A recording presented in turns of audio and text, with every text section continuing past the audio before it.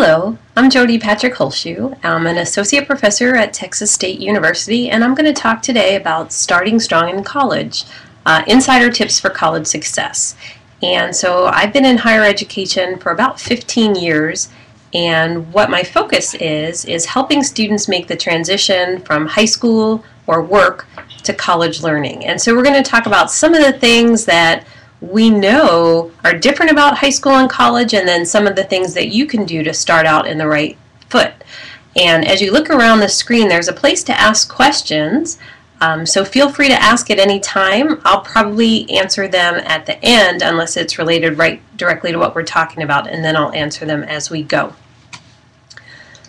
So the first thing I wanted to talk about are 6 ways that high school differs from college. And so you've probably given this a little bit of thought, but here are some things we know that sometimes surprise students about the differences between high school and college. The first is the balance of freedom and responsibility. So when students enter college, a lot of them focus on the new freedoms they're going to have, right? So no one makes your schedule anymore. You are in charge of what you decide to take in college, you decide how to manage your free time, but there's greater responsibility. So no one reminds you that assignments are due. No one wakes you up in the morning. So there's a balance there, and what you need to do is learn to set priorities and manage them. So we're going to talk a little bit more about that as we go, but one thing that maybe seems initially a good thing sometimes trips people up as they go through college. So thinking about the balance of freedom and responsibility is something that you'll want to consider. There's also a greater difference in class structure and the way you're instructed. So let's talk a little bit about this. So instead of going to class every single day, your class will likely meet either on Monday, Wednesday, Friday, or on Tuesday, Thursday. You may only be in class, 12 to 15 hours a week, even if you're going full time. So that means a lot of the responsibility for getting coursework done happens outside of class. You might have giant classes like the one pictured in this PowerPoint, or you may have tiny classes. Depending on the college you go to, you may have both in one semester. There's also a difference in instruction. So you might be expecting a lot of lectures, and you may have some. You may also have classes where students are responsible for leading the discussion. You may also have classes where assignments are given and then not graded. So professors expect a lot more from you, and the way classes are structured you might find a little bit different as you go through. Not only is the structure and instruction a little bit different, but courses move at a much faster pace. And on average, a whole year of high school can be taught in one semester in college. So it might even feel like double the pace, and sometimes it is. The average college freshman has about 250 pages of reading per week. That's probably a lot more than you experienced before college. You might also find that professors lecture awfully fast, and so you may have a class where you sit down and you write for 50 minutes, start to finish, because that professor has so much information that they want to get across in such a short amount of time.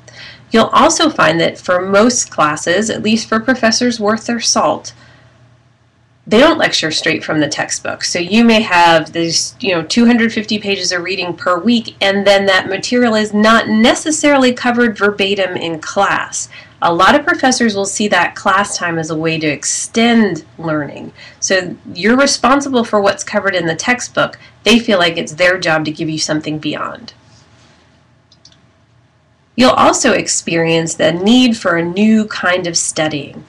So the tasks are different in college. Even in courses that you've had in high school before, what you're expected to do is very different. So there's been some recent research that's shown that high school students study less than 2 hours per week. There's also been some research indicating that many students rely on memorization as their go-to study strategy. Now, for the tasks in high school, that often works fairly well. Most students going to college did okay in high school. College is different, and I know you've been hearing that for a long time, right? So you're in elementary school and they said, oh, wait till you get to middle school, it's so different, and you get there and it really wasn't. And then in middle school they said, oh, wait till you get to high school, it's so different. And then it's not so different. When they tell you it's different in college, it really is. So you need to make sure that you're paying attention to how the tasks are different. So even if it's something that you think that you've seen before, it's going to be a little bit different than what you've seen in high school. So one way to prepare for that is to learn some new strategies to change up the way that you are thinking about college to match the task. So in college, you're not really expected to memorize. Most often, you're expected to synthesize material so that you can pull all the ideas together. It's a very different way of studying. So when your high school teachers are telling you it's different, it's different. There's also new, fewer exams when you're in college. So gone are the tests every Friday. So in high school you might have gotten used to learn some material, test on Friday, forget that material, move on to the new stuff. In college you're probably going to have somewhere between 2 and 4 tests a semester.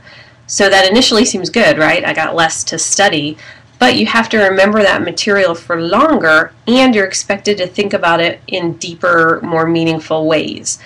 So you're going to need to do something a little bit different to remember that information. So memorization probably isn't your go-to strategy. You also need to sort of take that time to learn. So even though we said the pace is faster, the material needs to be learned a little bit deeper. Now, I've had a lot of students, and research backs this up, tell me that, let's say in high school, the mathematics problems that they get, they're able to solve in under 2 minutes. So they get to college and they think, well, it's 2 minutes are up, I'm not done with this math problem, I should just move on. Or they start to get frustrated, or they start to think, oh my God, I can't do this, when really the task is very different. So while you're studying, even though it seems to be moving along at a really fast pace, you need to give yourself the time the task really requires. Okay. So a question just came in that said, what method of study would you recommend? And we're going to get there. So I do have a couple of suggestions for the way that you can study smarter. Okay, not harder, smarter. And we're going to get there in a minute. There's also fewer grades in general. So in high school, you might have had lots and lots and lots of grades. So if you didn't do particularly well on an assignment, that was okay. You had more and more and more, and your grade was made up of a whole lot of different things.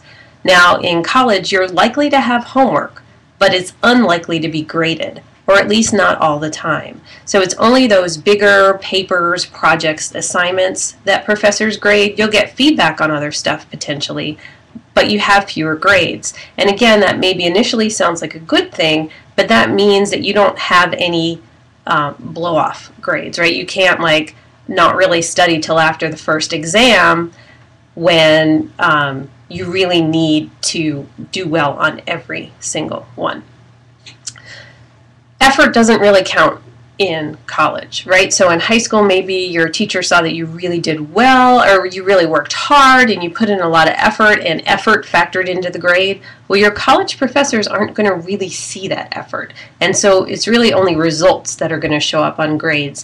And very few professors will offer extra credit opportunity. In fact, I know some faculty friends of mine that question makes them crazy. So unless your professor offers extra credit, chances are that's not really available. Okay, so how do we start off strong? So the secrets to starting out on the right foot. The first thing is to consider professor expectations. So professors expect a lot of you. They expect you to be interested in their subject. They expect you to know how to study. And they expect you to want to do well in their class. Now, let's think about that second, expectations. They want you to know how to study. You may or may not have ever been taught how to study. You probably have some particular methods that you like that probably worked pretty well for you. But no one ever really taught you how to study. And one question that just came in said, what subjects do I teach? Well, one of the courses that I teach is a Learning to Learn class, and that is a class specifically designed to help students learn how to study in college, because most students have had no training in how to study. You might have had, an 8th grade social studies teacher teach you how to take notes, or at some point you may have been taught some method of, making a concept map or something like that. But for the most part, it's a hidden curriculum. And what I mean by that is that you're expected to know how to study by the time you leave high school, but no one really taught you ever how to do it. So when you're in college, you might want to look for one of these Learning to Learn or Learning Frameworks courses that can help you learn how to study. I also teach graduate courses in learning theory. So you also want to think about using available resources and supports. So I've noticed, and the research supports this, that it's not the students who need help the most that seek the help. So when you're looking at the tutoring centers and the writing centers and the mathematics labs and all the different supports that are available to you, a lot of times it's those A students that take advantage of it, not the ones who really need it the most. So when you're going to orientation and you're learning about all the different methods, all the different resources available to you, really take advantage of them. And it goes beyond just places on campus. If your textbook comes with some online component, let's say you're taking a chemistry class and there's an online component where you can look at molecules, by all means go look at those molecules. That's an available resource to you that's really going to help you. If your professor says come by office hours, we can talk about an assignment or anything, go do that. Go use those available resources. That's really going to help you out. And in fact, a lot of the research shows that students who feel a connection to campus, and oftentimes that means a connection to their faculty, tend to do better in college, tend to persist longer, and tend to meet their goals. So getting to know faculty really well by utilizing their support is really going to help you in the long run. Getting to know faculty really well also helps if you need letters of recommendation for scholarships. If you're looking for internships, they may have the inside track. So spending a little time getting to know your faculty is really one of those insider tips that's going to help you do really well. I want you to think about self-management rather than time management. So everybody can manage their time in that you can write something down on a calendar and have it all there. That's the easy part. The hard part is getting yourself to do the things you need to do when you need to do them. And there's a lot of different ways that you can approach that. One way that's worked really well for a lot of my students is to front load their weeks. So in other words, they plan to do a lot of studying on Monday, Tuesday, Wednesday, and their weeks get a little lighter on Thursday, Friday, and so on. That works really well for 2 reasons. 1, you get your work done early in the week, and 2, if you don't get your work done, life intervenes, something happens, things take longer than you think they will, you have the rest of the week that you can still get stuff done. One thing I like to do in terms of self-management is to set like a drop point at every week, and for me that is Wednesday night. So I try to get everything on my to-do list by Wednesday night, so that if I'm behind a little bit, then Thursday morning I will wake up at 5 o'clock in the morning to get stuff done. And everybody who works with me knows when I've had a bad week, because Thursday I'm really grumpy if I've had to wake up at 5 o'clock in the morning to get stuff done. But having that little check every week keeps me from falling behind. When you have 250 pages a week, you really do need to do something to keep yourself on track. Because let's say that you don't read this week and you don't read next week, you're 500 pages behind and you have 250 pages this week. That's 750 pages just to catch up. So you need to keep yourself on a pace so that doesn't happen, because it quickly snowballs.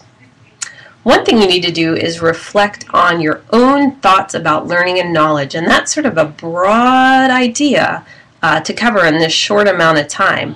But basically, some students come to college with beliefs about knowledge and learning that actually get in the way of their doing well in college. So in other words, let's say you have a student who really believes that someone else is in charge of the learning. Often it's the professor. So you have a student who really thinks, well, I'm just here to absorb knowledge and the professor is here to give it to me.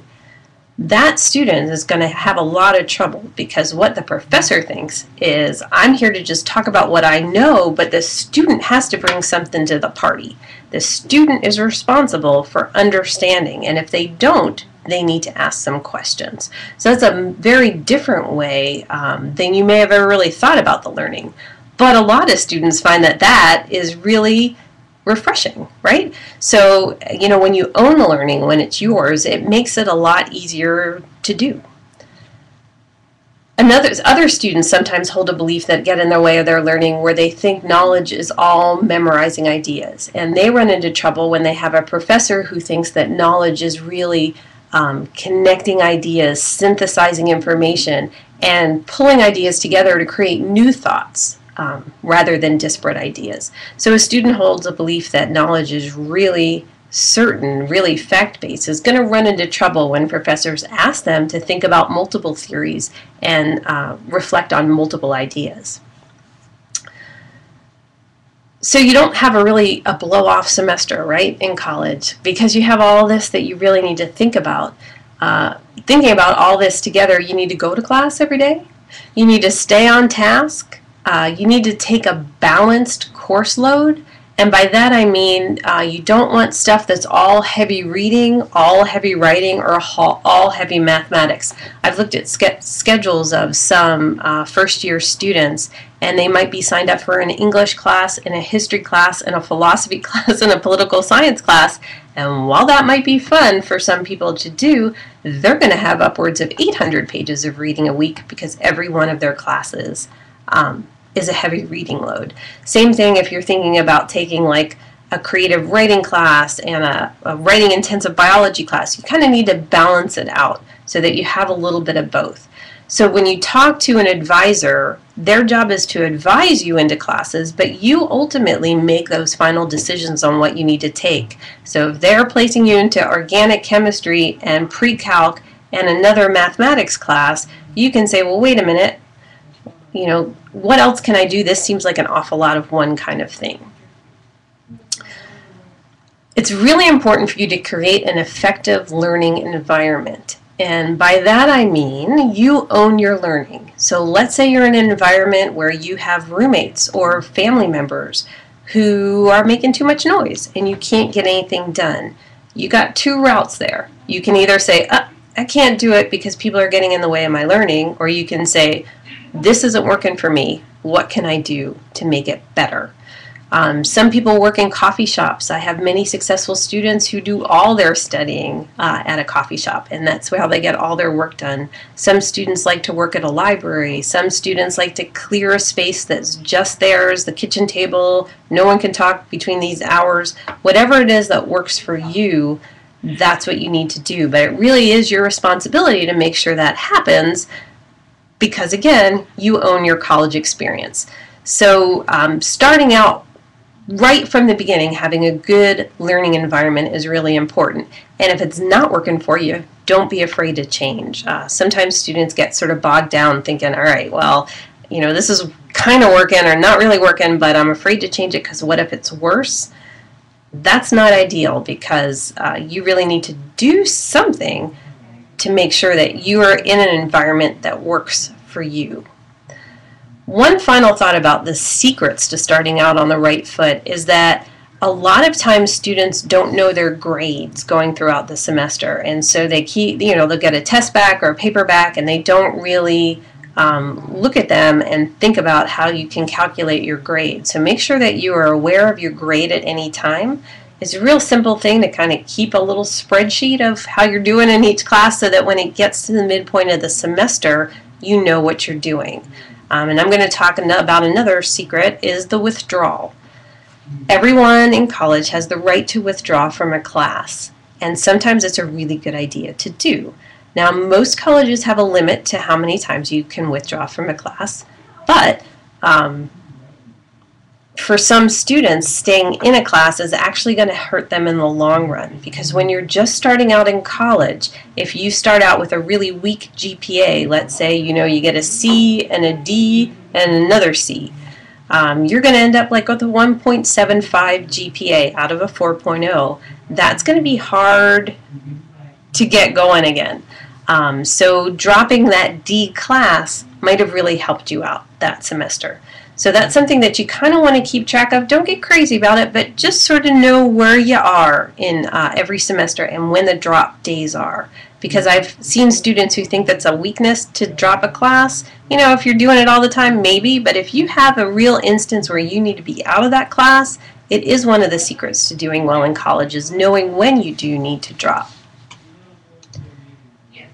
So one thing to help you along, to just sort of get the mindset of starting on the right foot, is to think about this as a balance. You want to balance classes, work, and play. So even though I teach students how to study in college, that's my job, I don't want to see anybody studying all the time, right? So when I want you to study well while you're studying, but I want you to have a good time in college too. So I want you to be able to do it all. So one thing is to set good habits early. I've done interviews with students that say that even when the semester starts, if they started good habits, they maintain good habits. But for students who start out saying, oh, there's nothing really going on yet, I don't have a test on Friday, I'm going to go play Frisbee every day, they had trouble setting those good habits later. So again, this is not an all or nothing proposition. I want you to go play Frisbee sometimes. But you do want to set those good habits early, which is getting yourself in the mindset of getting your work done. Because again, you're responsible for it. No one is checking up on you. You need to make it happen. And one way to do that is to use goals and rewards. And so you might have been taught goal setting in the past. It's good to have sort of larger goals, maybe, you know, graduating from college in 4 years. It's good to have intermediate goals, what your GPA might be by the end of the semester, and it's good to have short-term goals. What do I want to do by Friday? Okay, so setting those goals and using rewards is really good. Now, a reward does not have to be money, and it doesn't have to cost any money. It can be, you know, I'm going to get through the end of this reading, and I'm going to get a snack, right? Or I'll check Facebook after I do this thing. So a reward can be a tiny, tiny thing. It doesn't have to be something huge. Now, for huge things you do, you know, you want to set a better reward. Now, one thing that you need to know, for rewards to work, you actually have to complete what you said you were going to do before you get the reward. So if I have had students who said, okay, so to help me focus while I'm reading, I will say if I can get to the end of the chapter, I will, you know, call somebody I've been wanting to talk to, or I'll watch this movie. And what they find that they do is they just speed read through it and they don't really know what they're reading, and then they give themselves that reward. That reward system no longer works. So what you'd have to do in that case is to stop, go back and read, and then give yourself the reward. So you really do have to make sure the reward is for a job well done. And then finally, study smarter, not harder. So what does that mean? The top 3 study strategies that students use in college right now. Number 1 is flashcards. You've probably seen them, maybe even used them yourself. And that's, you know, a 3x5 card where on the front of the card there's a definition, and the back of the card that word is defined. Or at the front of the card there's a word, on the back of the card there's a definition. The problem with that is it really encourages memorization, right? You flip through the cards, and if you feel like you know the front and back, then you've got it. There's some cases where it could work, right? So if you're taking, say, Japanese, you can put the character on the front and what the word is on the back. That is a memorization task. But if you're taking anatomy, let's say, you've got a whole lot of stuff to learn that seems like it's begging to be memorized. But if you only memorize all the body parts, but you don't really understand how all they're connected together, then you're missing most of the picture. So a flashcard isn't really going to do much for you. The second thing that students do is highlight. And you've probably seen this yourself. A page is entirely yellow or entirely green, or sometimes students get, you know, multiple colors. I don't really know what that system is about. But the problem with highlighting is what students are doing is they're marking what they want to learn later, right? So they're saying, this stuff is good, I'm going to come back and learn it later. A way to study smarter is to learn it now. And so one thing that we teach is text annotation, and that's where you take notes on the reading as you read. And why that's such a powerful strategy is because you must understand what you're reading in order to be able to write about it. So if you're reading and you don't have anything to write in the margin, you probably don't really understand what you read, and then you know what to go back and look at again. The third most popular strategy that students use is rereading, and that in itself is not a particularly bad strategy. But when I've had students come in and we read together so I can see what they're doing, I find that most of them don't read. What they do is skim and reskim. Reading in college is going to demand some attention. You're going to need to really pay attention to what you're reading, and then you're going to need to manipulate it in some way so that you can remember what you've read. So text annotation is a great way to start. That's where you pull out that key information. You're not just focusing on the definitions.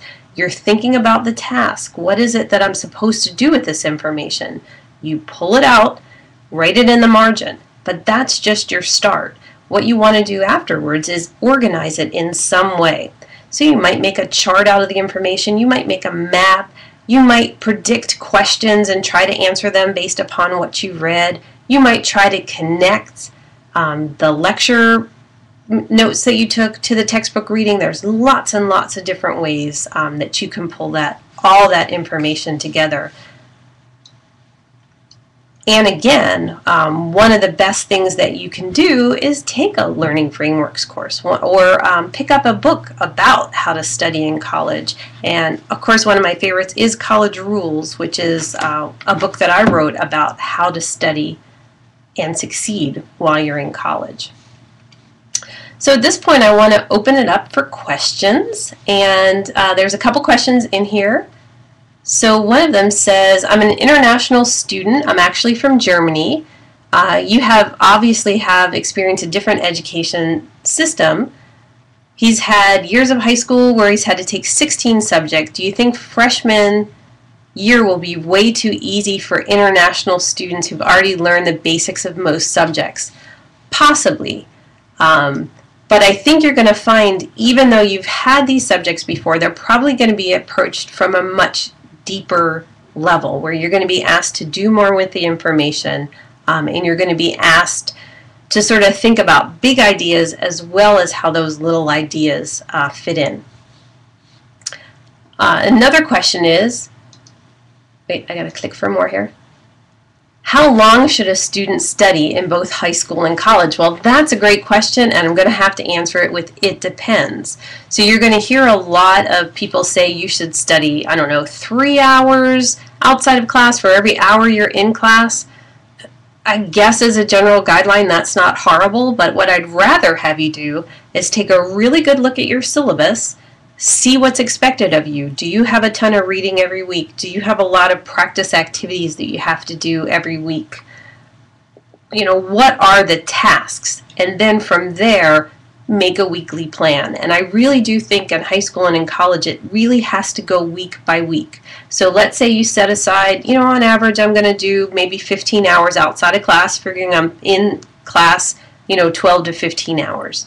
For most weeks, that's probably going to work for you. But then you're going to have, you know, midterms and finals, and those weeks you might have to do double. So what I don't want you to do is try to think about it as a lockstep thing where every week it's going to look the same, because it's not. Some weeks it almost seems like all your professors have gotten together and said, hey, let's give them all a test on the same week. Wouldn't that be fun? We really don't. But it might feel that way because if you have a 15-week semester and everybody's giving, you know, 3 to 4 tests, they kind of fall within the same time frame. So while it seems like we're ganging up on you, we really aren't. We don't do that. Most professors really want you to succeed in college. But week to week, you're going to have to make those decisions. So on average, you know, 2 to 3 hours outside of class for every inside of class? Yeah, maybe. But much better is to really look at it week by week and make a decision. And kind of err on the side of things taking longer than you think they will, and then you can adjust as you get some feedback. Someone said, how many classes should the average freshman take in order to not overload yourself? That's an excellent question. For most colleges, 12 hours is the minimum you can take to be full-time. Most freshmen will take 15 hours, and for some that's just too many. So you need to think about what you're taking, and then you need to think about how you think you're going to do in those classes in order to make those decisions. And also think about, what's your situation? Do you work in addition to go to school? Do you have a family you have to take care of in addition to going to school? What is your situation? I'm sorry, my phone keeps ringing. And in order to make that work, I guess I would err on the side of taking 12 in your first semester just to give yourself that little breathing room. And I definitely would recommend taking at least one course you feel pretty good about, one that you're going to be excited about taking, and one that you think you'll do well in, at least one. So another student asks, what method of study would you recommend for classes like anatomy and physiology? Oh, what a good question. Okay, so I did this study once where I was in a medical school, and I was looking at first-year med school students, and there was this one student who had a stack of note cards. It was 2,000 note cards. I want you to picture that. Y'all see that? That's about 2,000 note cards for her first exam. If she continued on that path, she would have had 10,000 note cards for her final exam in anatomy. And again, this is medical school, which is, more difficult than undergrad. So she memorized all these things, and she probably did okay in medical school because not only did she memorize them, but she also laid them out on the table. So she would sort of put them out by category and try to connect ideas together, and in that way she was actually making a concept map. She would also draw it. They had a big whiteboard and a lot of the students studied together, and so they would draw the processes. So it was not just memorizing the bones and the muscles and the tendons. It was sort of how does the one connect to another, and how does a problem here affect a problem there. And so they were thinking about it at a much, much deeper level. So while she initially started with memorization, which by the way I don't think she had to do, because if she did that second, third, fourth step she would have gotten the memorization part. Had she memorized alone, she would not have done particularly well. And if you ever feel like you're in a situation where you need to make 2,000 note cards, shoot me an email. You clearly need an intervention. So, can you tell me how I can start a good study habit? I hate studying, and whenever I get home I just don't want to deal with studying or homework, and I end up trying to cram or do homework. Is there something I can do? Yeah, there's a couple things you can do. So the first thing that's important to know is that you own your learning. And I know that is a difficult concept to think about in high school. But it's true. So from the womb, your parents helped you learn how to walk and help you learn how to talk, but you were responsible for it. And I think when you get to college, you own that responsibility even more. So that's one thing that I want you to consider, right? So for some students, just knowing that is like flipping a switch. Oh, I own this. This is my choice. Sometimes that gives them enough motivation to get going. However, for many students, they're just like, yeah, whatever. So here's another way to do it. One of these two methods will likely work for you. One is to use the 5-minute rule.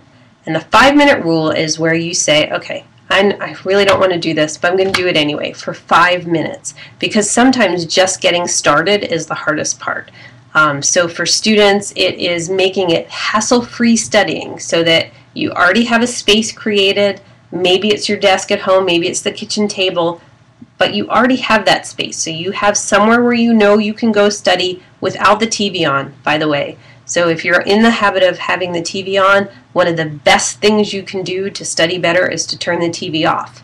I'm not against music or some background noise like a coffee shop, but TV's sole purpose is to get you to pay attention to TV. So turning that off is going to help you right away. So the 5-minute rule works by saying, I'm going to do this for 5 minutes. I wouldn't really set a timer, but if you're still struggling with getting ready to go or getting moving on studying, and it's been 5 minutes, go ahead and take a break for 15 and then come back and try it again. And you gave yourself one out, and now you're going to do it. That might work for you. The other thing that might work for you is using the worst case scenario. And that is where a student says to themselves, all right, what is the worst thing that could happen if I don't get this done? Well, if I don't get this done, I'm not going to do well on the test. If I don't do well on the test, I might fail this class. And if I don't pass this class, I might lose my scholarship. And if I lose my scholarship, I'm not going to be able to go to college. Oh my God, I better get this done. So there's a couple they're almost like mind tricks that you're doing to say, okay, I acknowledge I don't feel like doing this, but it's got to get done. So I'm going to do whatever it takes to get it done. What counsel do I have for international students on the process for their studies? I'm not sure I understand what you're asking, but if you're asking about admissions for college in the United States, that's actually up to each individual college. And so my best recommendation there would be to go to the website of several colleges that you're interested in to see what's required. For most students, you're going to take a TOEFL test, which is a test of English language. And there may be some requirements on setting up bank accounts in the U.S. and all kinds of other stuff. So it's a good idea to see what each institution wants as you're thinking about coming to college. Another question is, how do I pay attention and read when I'm not interested in the topic? Oh, that is a great question. And it might be the million-dollar question, right?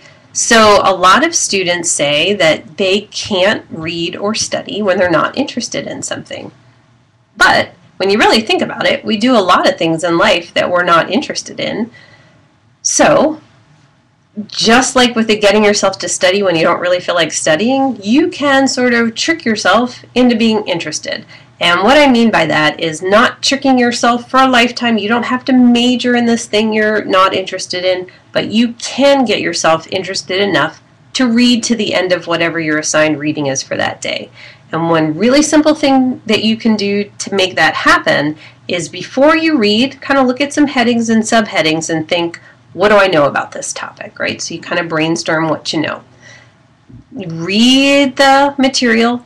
If you annotate it, if you take notes on the material as you read, you're going to find that you pay better attention to it, even if it's something you're not interested in. And then, and here's the linchpin, when you're done reading, ask yourself, what did I find interesting about that particular passage? And come up with an answer.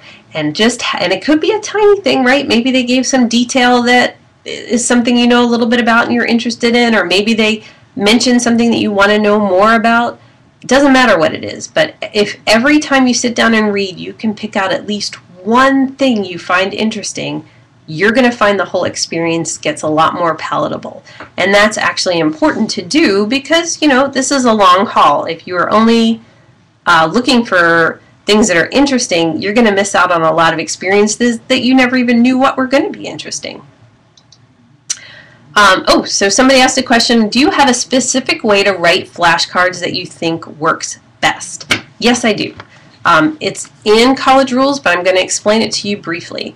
So I think instead of flashcards, you want to think about them as concept cards. And so concept cards, instead of just testing any one topic, tries to link ideas together. So on the front of your card, you'd have the word, just like a flashcard, but you'd also have a larger concept. So let's say you were studying, I don't know, memory processes. In the middle of the box, you might have eidetic imagery, which is photographic memory. And then up on the top, the larger concept there might be short-term memory or even memory processes, right? So you have some connecting thing. Also on the front of the card, I would put the page number or the date from your notes where you got the information. And the reason why that's so important is because if you have a question, you know where you need to go back. Then on the back of the card, instead of just having a definition, you have a definition and an example. Okay, so that you have more than one piece of information and more than one way to get back to that information. It's not a one-to-one pathway. You've got a larger connecting concept, you've got an example, you've got a definition, and then when you go to study it, instead of flipping them through them, you put all the concepts that are linked together in a pile or lay them out on the table so you can see how ideas are connected. If you're studying, let's say, meiosis and mitosis, you might lay out all the processes of meiosis on one side and all the mitosis on the other side, because you know that students get them confused, and you study this process as a whole, and then you study this process as a whole, and then you do a comparison contrast between them so that you're sure that you understand not only the commonalities but the differences. Another student asked, how can I get my professor to know me if I'm in a class of 300 students? That's a great question. So all professors have office hours, and office hours are a great way to get to know your professors. In fact, I had a student this semester come talk to me, brand new freshman, doesn't even have me in class, but met me at a luncheon, and we talked a little bit about the transition to college, and he said, hey, I know I need to get to know some faculty. Do you mind if I just come by your office and we can talk every now and again about, my transition to college? And I thought, yes, fantastic, come see me. Most faculty really want to get to know some students, especially when they teach those large 300-person classes. They often feel like they don't know you.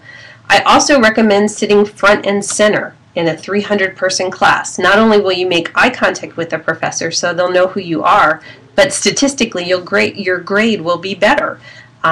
Research again and again and again shows that the further back and more to the side you are in those larger classes, the less well you do in class. And we don't know whether that's self-selection, right? People who don't do well will sit in the back, or if it's, you can't hear as well and you're not as connected to class because you're not front and center. So if you're given a choice, get right in the front and right in the center, and go see your professor. Another student asked, do I think Quizlet is a good resource? So for those of you who don't know, Quizlet is an app where you can create quizzes. I haven't used Quizlet a whole lot, but what I've seen, I'm not particularly impressed because it tends to be lower level questions. What is this? What is that? Matching kind of answers. So when you predict some questions, the bigger, badder questions you can ask, the tougher ones that really get you to answer whole concepts rather than individual facts, the better it'll be. But I do like thinking about apps for studying, and I've done some work in that area. What hours do you think are best for a student to take classes in college? Well, again, as with many things, it depends. Are you working? Do you have particular hours that you need to have classes? But all things being equal, I know that you go to high school early and you think, well, an 8 o'clock class isn't so bad. I go to school at 7:45 now, but it is. So I would say if you can avoid an 8 o'clock class and a 5 o'clock class, you're doing pretty well. When I was in college, I liked my classes to be between 10 o'clock and 2 o'clock every day. And then I would go every day. I know some students like to pack in their Monday, Wednesday, Friday, or their Tuesday, Thursday, but I'd rather would have a shorter amount of time every single day. So in the semesters where I was able to do just that, 10 to 2 time, oh, those were good semesters. But as brand new students, you guys get to register at the end of the registration period. So it may take you a little while to get that ideal schedule, but if you're persistent enough, you can pretty much get any class you want during the drop add period. And that's right at the beginning of the semester where students can add a class or drop a class. And so if you're on that computer kind of checking out the whatever system they have for you to register for classes pretty regularly, you can pretty much get into any class that you want. All right, another question is, what happens if I don't like the professor? Well, what I would wish for all of you is that you would have only professors who are really wonderful and that you like them and that they liked you. But, that's not going to happen. Chances are at least one time in your semester or one time in your college career you will have a professor who you don't particularly like. So you got two choices here, right? So you can say, well, I don't like this professor. I'm going to not do well in this class. I'm not going to try hard. I'm going to, not come to class. And who does that hurt? Well, only you, right? So it doesn't matter to the professor at all. Or you could say, I don't like this professor, I don't like this topic, but I can do it anyway, and I'm going to do well despite you. And almost use that as a personal challenge. And I've had lots of students say that that's the way they got it through the semester. And frankly, I think that's great. So whatever works to get you through that semester is good. You might also try to go see that